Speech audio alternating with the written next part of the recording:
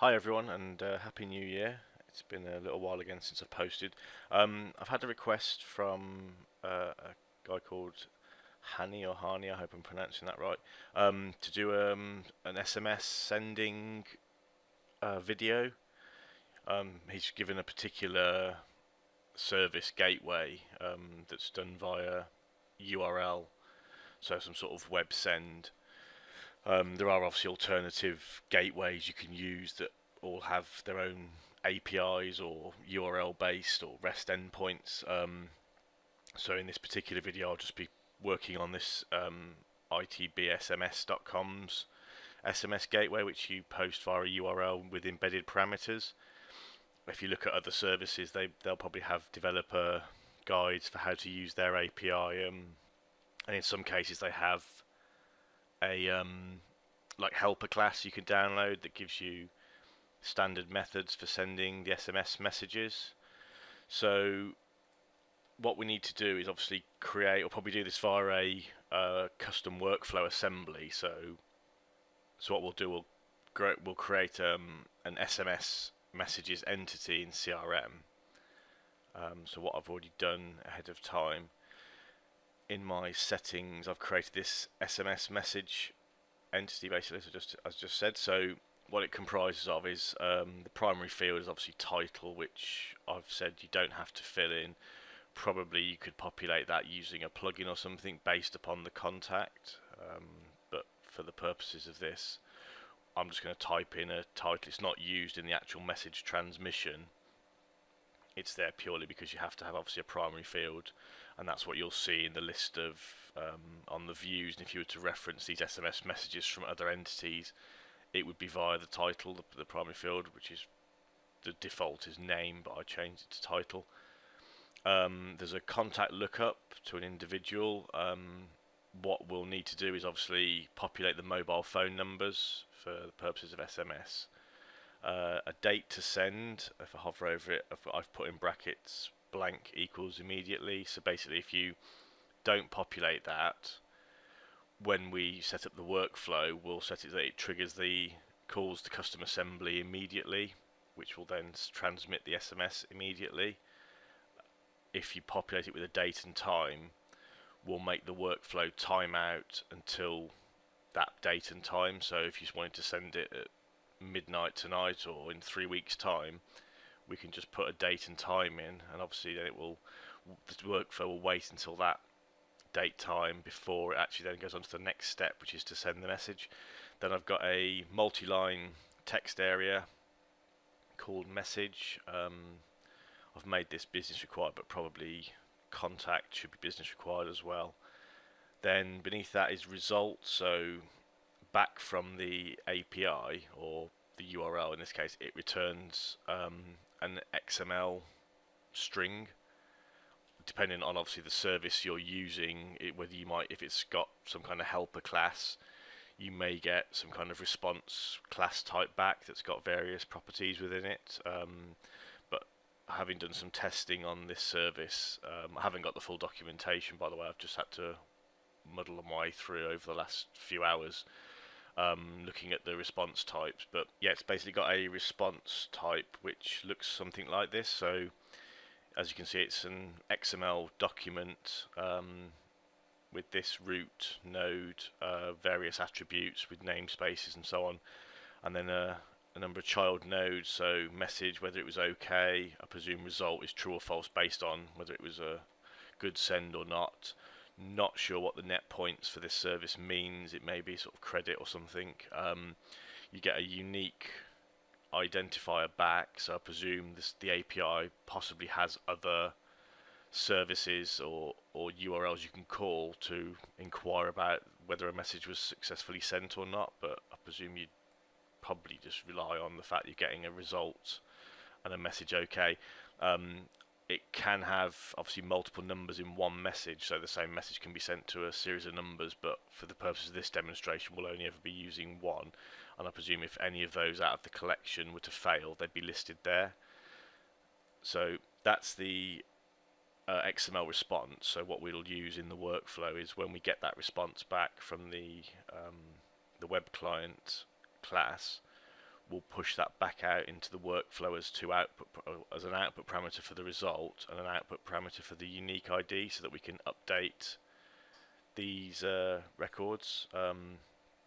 And then there's a status reason which should default to pending, but I have to check the default setting. So prior to a message being sent, obviously it should be sat in a pending state, and once complete, it'd just be an update record step in the workflow to change that to sent. You could do these. This is just a standard entity type. You could have set this up as an activity type, custom activity, where you could actually have closed and cancelled states and so on. But obviously, there's a lot more other additional fields that come along with activity types, with various start and end dates and so on. So it's entirely up to you. Obviously, you could have these changed to an inactive state when once sent, but obviously then you've got to be careful with them dropping off your views and reports and so on if they've gone into a deactivated state.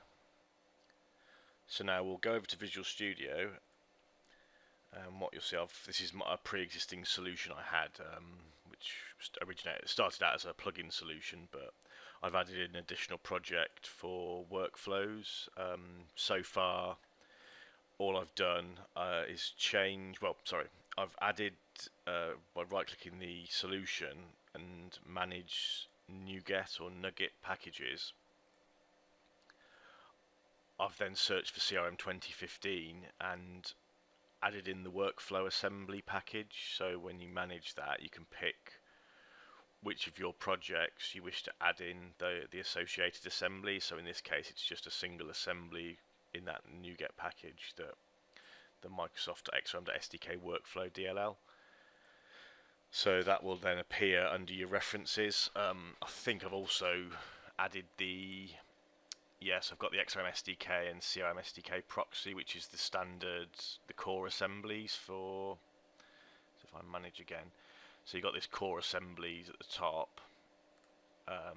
That's been applied to that plugin. I think, is that a different version? Yeah, it's a slightly newer version, so really I should apply it to both. But anyway, that's the same assemblies, but if you look at the version number of the NuGet package, it's ever so slightly newer. So, but that's essentially got those two DLLs, which if you wanted to instantiate the organization service and do queries and so on, you'd need that to obviously be able to get access to the standard sort of retrieve multiple, create, update messages and so on. But we wouldn't actually, for the purposes of what we're doing with this, which is not actually going to rely on any querying. We're not going to actually be connecting or updating records or creating records through the workflow. We're purely going to be reading in input parameters, doing some calls to the web client to call the URL, and then with the result we'll manipulate that with we'll manipulate the XML, extracting the two nodes we're interested in, and we'll pass those back out. So I've signed the assembly. So if you right click on the project, properties, signing, tick sign the assembly, and then obviously you won't have a pre-existing key file, or probably won't. So click on new, give it a name, whatever you wish, decide if you want to password protect it or not. I don't typically. And then that's now an assigned assembly, which is required to be able to deploy to CRM. It won't allow unsigned assemblies to be deployed. So once we've done that, and we can close the properties. In terms of references, we need to change the access modifier of the class to public, because obviously the default for a class is internal. And then we need to implement the code activity base class. But obviously you can see the IntelliSense isn't happy because we need to add a reference to system.activities. So now it's still not, obviously it's added the assembly into the references, but we'd need to right click and resolve and it'll add a using statement at the top. Before I forget it, we should also add system runtime.serialization, because otherwise it won't deploy to CRM again. So runtime.serialization. The only other thing as well, once you've used these NuGet packages, the framework they were built on was 4.5.2. So if you are going to, if you're not going to, if you've downloaded the SDK and just add the references by browsing to the file manually, you probably won't have to change the framework to this latest version. It'll default to probably 4.5. But if you have used that NuGet package, when you come to build it, obviously if the target framework for your application is 4.5 and those references are 4.5.2, you'll get build errors. So I had to actually go and download the developer pack for this latest version of the framework, but once I've done that and set it, obviously it'll probably prompt you to reload the application if you change the framework, which it did a few minutes ago, and then I'm able to build successfully with these DLLs referenced. So we've got the public class we've inherited from the base class. So we now need to right click, and obviously there's this option implement abstract class, which will then add the virtual methods. It'll add overrided versions of them. So the only method we need to override for the code activity class is this execute method. I tend to call mine execution context, but the name's kind of irrelevant. So that's the bare shell of the custom workflow. Just tidy that up a little bit. So at the moment we could build that and deploy it and it would do absolutely nothing, and from within the processes area, if we were to design a new workflow, we would have this send SMS class to be able to call from within our steps, but it would literally do nothing. So to begin this workflow, we're going to need some input parameters. These are obviously going to vary dependent on the type of service, the SMS service you're using. If I look at the sample that Hani sent me, so we've got this URL, that's the sort of parent URL, the calling URL, then preceding the question mark we've got a whole bunch of parameters. So things like the username, password, customer ID, the sender text, I presume some sort of format, and then the message body, and probably you'd obviously need the mobile phone number in there, and then any other properties or parameters that the API can use. So let me just minimize that. So to create obviously input parameters within, so when you call the step within a workflow, you'll have a properties button if it has parameters that it can take. Well, I think you have the button regardless, sorry, but if you've got input parameters, you'll see a list of them and obviously based on the type of data you've set them as. If it was a boolean, for example, you'd see CRM would automatically turn that into a yes/no field, and so on. Obviously you can reference lookups and all sorts. The majority of these are obviously going to be strings because we're just embedding the parameters value next to the parameter name as a string, so we'll just be concatenating them together to then call via the web client. So to create parameters, you put an attribute, so input the name. So for example we could say username. It's just that, so if you within the workflow step, when you set properties, it would prompt for username with a box if it's a string type next to it for you to type into or insert one of the fields associated from the workflow. The reason we're not seeing, obviously we're getting IntelliSense error, is because we haven't added the CRM SDK workflow using into our, let's just put that down the bottom, sorry, a bit OCD, but so now it's got the input attribute. We can also say whether we want it to be argument required, so it's compulsory. So that's another attribute, XRM SDK workflow attribute type, that if we flag a property with that, you can't exit that window or OK the window until you've filled in all the required arguments. And then we just say a public in argument of type string, and we can give it a name, so just something like username, and then the standard get set, the accessor and mutator. So that then, when that's deployed, CRM reads that and obviously knows it's an input parameter, that's its title to present to the user, knows it's required, and then this is obviously the internal declaration of it, and that's what we'd access internally within the code, is that username property. So I'll add all these in. Obviously I won't let you sit and watch me do it, I'll just copy and paste them in to save you a little bit of time. So that's pasted in all of the input parameters. Just put a couple of spaces. So if you go from the top, we've got username, string, a password, which is a string, customer ID, which for this, I say this service must have, as well as the username and password, it must require this additional property for your customer ID. The gateway URL, so that'll be the first part of the URL string up to the question mark. The sender text for the format, the mobile phone number, which will pass in dynamically from the workflow, the message, and then on one of the examples that Hani sent me, it had a blink and a flash, like a boolean. I presume that may be to somehow flash up on your phone screen or something, but without having the API documentation, I couldn't accurately tell you. So we also need 2 output parameters, which I've also got on the clipboard. So very similar to input parameters, just obviously with an output instead, the name that would be used further on in the steps of the workflow, and then obviously out argument instead of in argument, but again both these are strings because it's just a text result from the XML we're going to extract.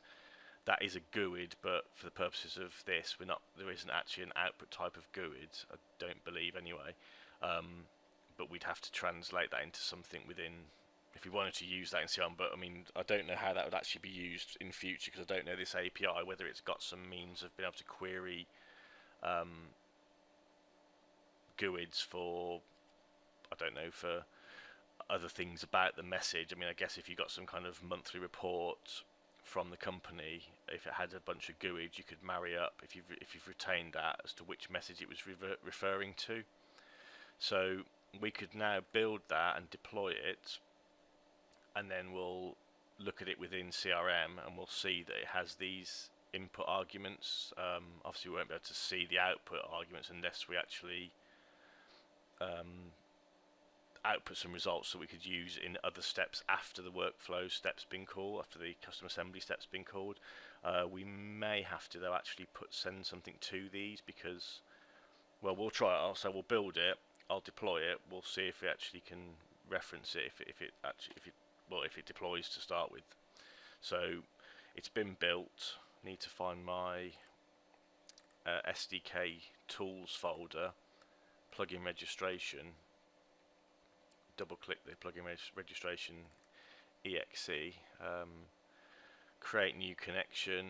Obviously mine's my local virtual server, and I've already got connection details saved. Obviously if you are online or online with Office 365, you could fill these credentialing or so on. If you've got multiple organizations, you can tick display all and then pick the organization. I've already chosen it before, so it's retained that information, so I can just log in. It'll do a few checks, and then we can now see the already registered assemblies. So I need to register a new assembly, browse to the location. So mine's in my on my Dropbox in a subfolder in the bin debug, and then I can see that we've just built. That's CRM 2015 workflows, so I can open that. It should identify the class library for the send SMS or whatever you've called yours and tick them by default. I'm not going to sandbox it, but obviously there's no reason why I could or couldn't. Obviously if you're running online, you'll have to register it in the sandbox. Hopefully I can actually get to the, I don't know if I'm going to be able to get to the register button. I might have to up my screen resolution to, because I'm doing this at 1280 by 720, and I think it's actually too large a window to see the button at the bottom. So what I'll do is I'll press the register assembly with the video paused, and obviously have to come back. Okay, so yeah, that popped up with the OK. It was successfully registered, which I okayed, and that's gone back now to the screen at the back, and you can see the workflow activity is registered underneath. So if I go back over to my CRM and go into processes, under settings, okay, that, do a new process, just call it something like send SMS. It's going to be a workflow. We'll trigger it on the SMS message entity. We're going to run it obviously in the background because we're going to have wait conditions and so on, and we're not really bothered if it doesn't have to be an inline synchronous workflow. So the scope of this will be organization wide whenever an SMS message is created. So let me just maximize that. So if I now look under steps, I should be able to see my CRM 2015 workflows send SMS message step. So if I click it and look at the properties, we can now see, based on the input parameters we specified, where majority with text, or sorry, string, and we set to as Boolean. So it's populated the form automatically. So we've, based on the names we gave them, and then we can populate these for sending to the back to the workflow that we can then pass into the URL for sending off to the SMS gateway. But obviously at the moment there's no other functionality within that workflow. So if we were to actually trigger the workflow, it would take these parameters and do absolutely nothing with them. So I'll just delete that step and we'll save that, and we'll continue with the actual code. So I can close that for now, go back to our workflow. So what we need to do now is set up the call to the, well, build the string that will be used as the URL based on the parameters passed in, and then call using the web client class, pass that URL with the parameters attached, and then retrieve it'll give a response back, and we use that response, that string, and we'll use the XML document class to extract the relevant nodes. So I've got on the clipboard, so if I paste that in, what we've got is just a string variable called URI, which will use so that's the property from above, the gateway URL there, .get, so we use the .get method, and then the get method expects if I just do that again, expects an activity context, which is what's passed in, sorry, that code activity context. So we just use that each time, that execution context, pass it into the get method, and that will pass. See, if you hover over it, it's got a string return type, because obviously we declared it as a string, so that's what it will return. So we'll store the URI, which is the first part of it, up to the end of just before the question mark. If I have a look at the URL again, that bit is the gateway URI, and then each of the parameters that are required in the message, so username equals, so if you look at the format of it, this is what I was sent, so they're in lowercase, customer ID's got a capital I in it, sender text, and so on, message body. So that's what I've put in here, is the username as the correct case, customer ID, sender text, etc. And then obviously with a URL you have to join parameters with an ampersand, so that's just what's preceding, and so it's just concatenating all of these together, and then the is blink, those booleans, so I don't know if they are required or not, but this possibly for this particular gateway's API, There's this def date, it's probably something like deferral date or something, but we're not going to defer it using this date. We'll do it in our workflow, so we've got visibility of because otherwise it would submit it to the API with a future date if that's what that's used for, and we'd have had our response back to say okay, but we wouldn't know in the future whether it had or hadn't happened. Where if we leave the instances of the SMS messages in a waiting state, we can always go and look at the background process and see it sat in a waiting state until the chosen date time. So that's going to build the URL. We then need to instantiate the web client, which we'll use to actually upload the string, which is the URL, and get the response type. So again, on the clipboard, so I've pasted that in. So within a using statement, so this will mean that the web client gets disposed of immediately when it falls out of scope. So anything you put within that using statement, the declaration of that particular variable, once it falls out of the end of the curly brace, so it goes out of scope, that will be disposed of immediately. So obviously at the moment the IntelliSense isn't happy, so if I hover over it, right click and then resolve, I need this using system.net class to be referenced. Then so we've set up this content type, this headers property. So it's got this set of key value, name value pairs. So this content type, I just got this off the internet. It's this www form URL encoded.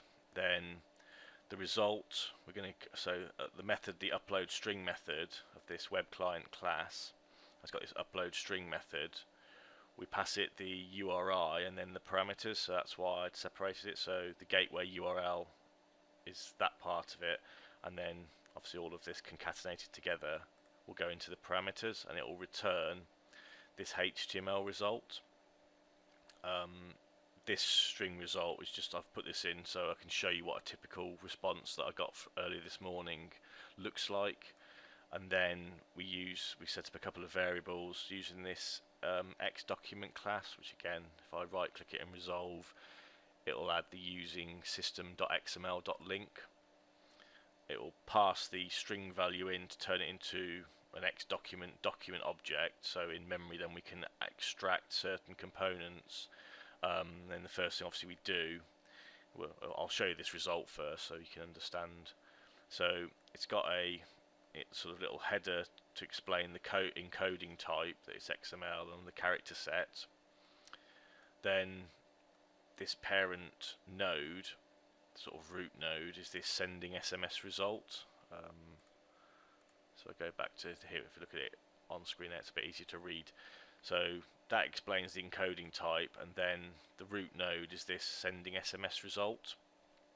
But this has a number of namespaces, so it's got a schema definition, which it gets from the W3 org, this XSI schema instance namespace, and then this actual namespace from the gateway. So when they return it, it's adding this http ://itbsms.com namespace. So all of these nodes, the name of, will actually be that plus this when we've tried to extract them. So if you look at the next line, so then to get that root element of the XML, I've declared another var, which obviously is a bit lazy. I should probably declare the proper type, but it makes it easy to let the compiler do the work for me, but it is a little bit of lazy coding. But anyway, so XML, so from the document there's this element method which I have to give it a string name, and that will be the root name, so the sending SMS result, that bit, plus the namespace preceding it in curly braces, so the curly brackets. So that's what the bearing that namespace at the end that has on the names of the properties or elements. So that will then extract into this SMS result this entire element, and that will obviously comprise a number of child elements, which is, if I look on here, that's this message, result, net points, message ID and rejected numbers. So then to get access to those child nodes, I take that parent root node, and there's a .elements method, which if I hover over it, says it returns a collection of child elements of this element or document in document order. So that will go into that variable called elements, and then I'm simply returning those back to the workflow. So the output parameters up here, this result and message ID, there's a .set method for output parameters. So result.set expects the activity context, that's the execution context again, and then I'm using a link extension method to just get the value I'm after. So because that'll be a collection of multiple nodes, I'm using this .single method. You could use first, or as long as you know it's going to be only a single result returned, you could use first or default first, single. They're all going to give the same, even, probably select, or no, not select, where. But basically then use this lambda expression to say, so the property .name will be the name of the subnode. So let me go back again. So if we're looking for message, for instance, that node, that's the x.name, so the name would have the namespace attached, so it would have that and then message. So the local name is everything beyond that, so it'd be just that component of it. So I'm just saying where the local name equals message. If I did name, I'd have to say equals that, so I'd have to have that in the query. So they both work, but I just think it's easier to read by me stripping that out and using the .local name property. And then from that, because that actually is a X element type, and this is expecting a string, we have to take the value of it, the value property, which if you hover over is a string, and then again same below, message result ID, set, pass it the activity context, then the same sort of query from the elements, find me a single record or return a single record where the local name equals message ID, and if you look, the case is lowercase for the M and a capital I within it, and that will return that back to the workflow. So we then have output parameters that we can use to pass back and update the record. So if I build this, I mean, I could now drop that string result that was only there for the purposes of the talking through and explaining it, but it won't create any issues by leaving it within. So go back to my plugin registration tool, which is off the bottom. If I update,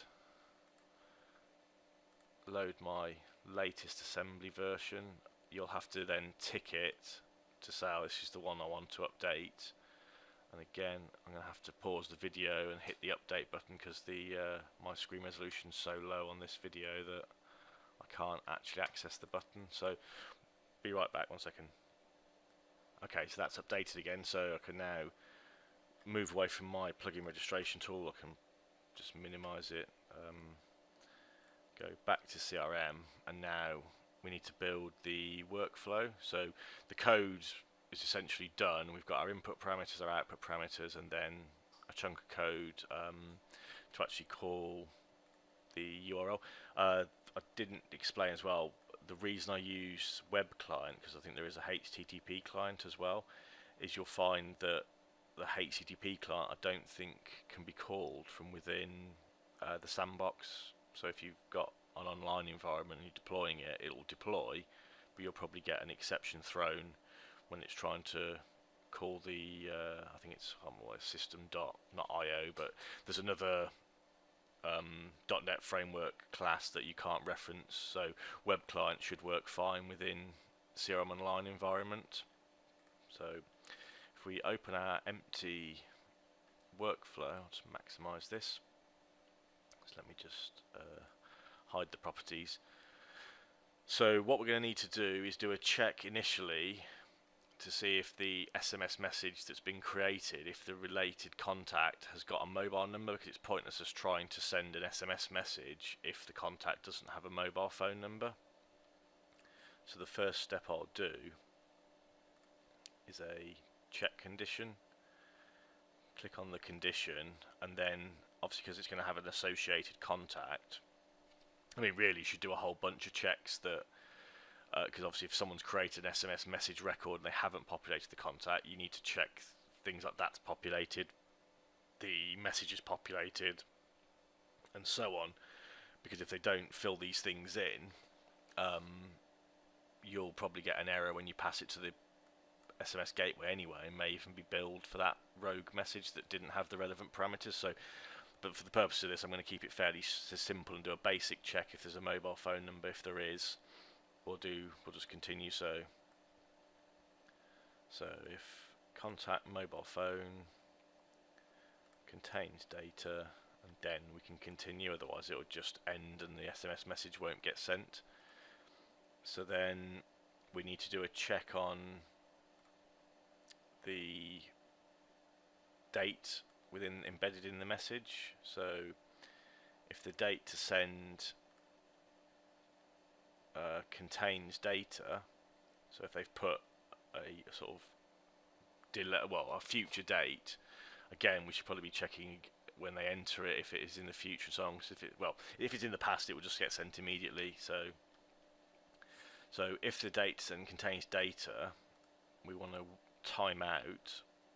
So await condition, process, timeout equals, and then the date to send. So what I'm saying is, if there's a mobile phone number and if the date to send is populated, go to sleep essentially until that date. Then we can call our SMS workflow step, and this is where we'll need to populate some properties. I'll have to obviously block this out because these are real details that have been sent. Okay, so I've populated those values. Obviously some of these I've hard-coded not hard-coded, sorry. They're part of the workflow, these username, password, customer ID, the gateway and so on. You could possibly have a settings area. I did originally set up a settings area and I was going to read the settings in a query, but for the sake of the demo and speed, but it's entirely up to you. You can, if it's a single workflow that's only ever going to be called for sending SMS and it's only one place to enter them, but if you started in multiple, you're repeating data and it's more places to edit it. So then there's only two parameters that come in from the record itself. There's the mobile phone of the associated contact gets called in, and then the message from the SMS message record, and then I've just set the two other properties to false. I'm not actually sure what the true does. So if we can save and close that, so it will time out until then, send that message by calling our custom assembly. We then need to update the SMS message with the property, the output parameters. So update SMS message, the result. So from that workflow, we've got these two output parameters. So we can take the result and put it in there, and the message ID and put it in there. And then final step will be to change the status of the record to sent. Save that, and then we also need the alternative route that if the date to send doesn't contain data, so a default action, and essentially we're going to have to repeat the step. I haven't tried this where if you just didn't put the check, if you just did a timeout until then, if it is null, I don't know if it just immediately runs or throws an error. But that might be one way of doing it, which is less work, is obviously rather than doing that check, if the timeout can just handle a blank number and just does that step, then you could just do a straight timeout until that and a single instance of each of those steps. But I'll pause it again here because I've got to enter these same details. Okay, so I've entered the details again on the second instance of the workflow assembly. Save those. Again, update the SMS message with the result. So result, take it from the second instance of this workflow assembly. Second one again, message ID. Save and close, and then final step, change the status to sent. So that should be the entire workflow. Obviously you could make it a lot more complex and probably ready for a production environment where you're doing additional checks and so on first, and depending on what you want to do with the messages or follow-ups based on when the message is sent and so on.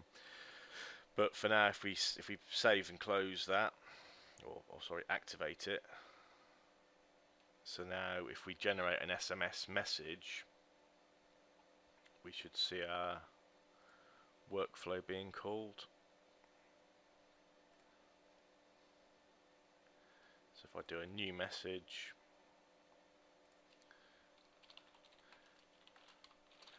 test Tahani, I've got his contact in. I think the number he put in the original request to me was his actual mobile number, but possibly not. But so for now we'll do one with a date to send of blank.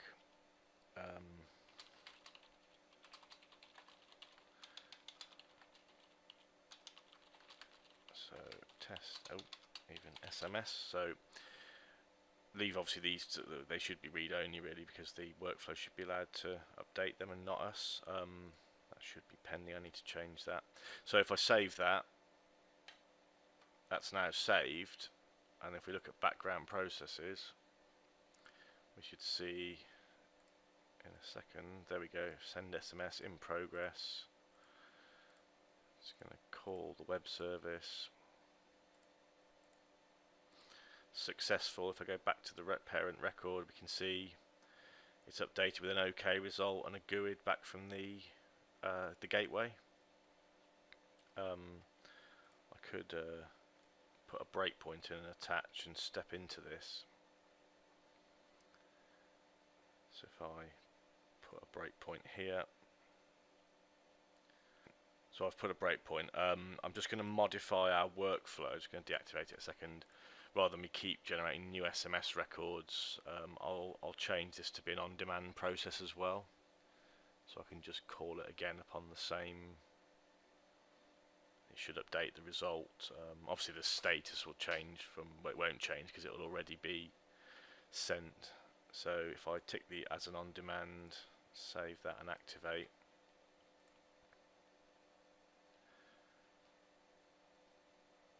Okay, so minimize that. I'll just attach to my async, because I've registered this non-sandbox, so it will run on the async service on my server.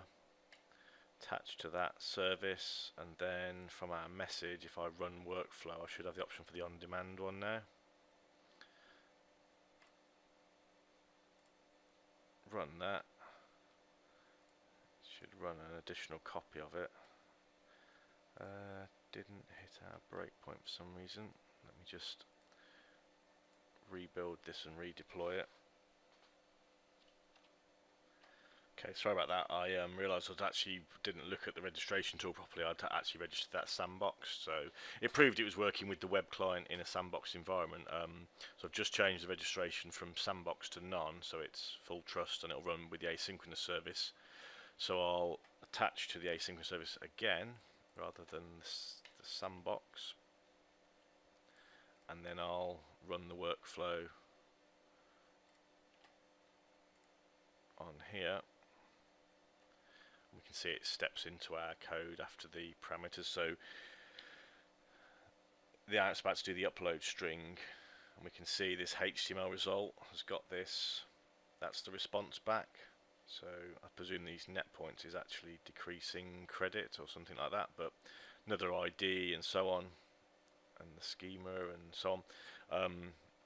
String result isn't needed. Pass it into this XML document type that's got a root node, and it understands the XML structure and so on. SMS result gets that element, and then the elements property of that. So if I look at elements, it's got the nodes you can see with the namespace embedded, so message with that namespace. So its name is actually, as I said before, that is attached to the front of the message. So if the local name property, so if I look at those elements again, expand one of them, you've got this name property, expand name, and the local name is just the message portion of it, and then it's got the namespace attached, and that's what we're searching for to get a single element and return it into result. So that completes the workflow, and then you'll see that this GUID, if I refresh the record, should have changed to that latest version.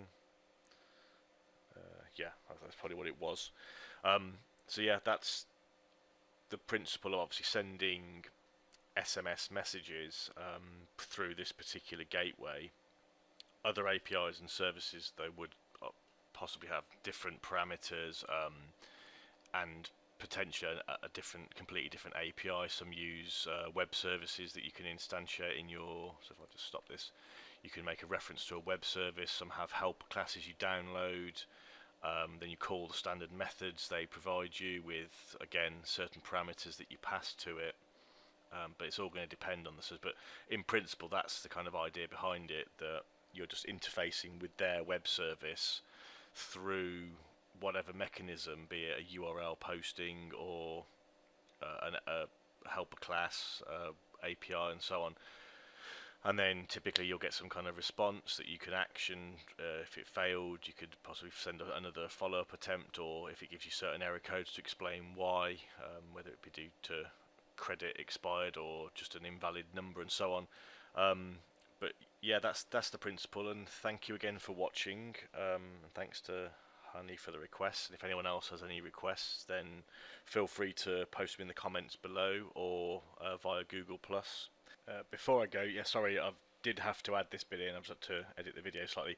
I had realised the reason why the GUID didn't update when we ran the workflow is because previously I had, if you look in earlier in the video, the code, it had this result here that was passing. It wasn't actually taking the genuine result. So my apologies for that if you were following along and actually spotted that and were actually screaming at your screen.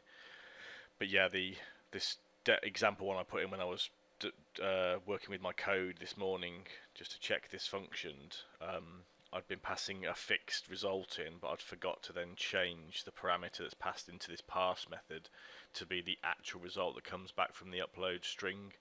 So if you adjust that, it'll all work correctly, and obviously you should get correct message types, because I just did one to myself, and because I'm in the UK and I'm not sure where Hani is, whether he's Q8 or somewhere like that, my number, it says no valid or covered numbers found, so it's a different result that comes back from there, because it must only work within a few countries surrounding that region. So yeah, apologies for that, and again, thank you for watching, and please feel free to do any requests and comments. Thanks, bye.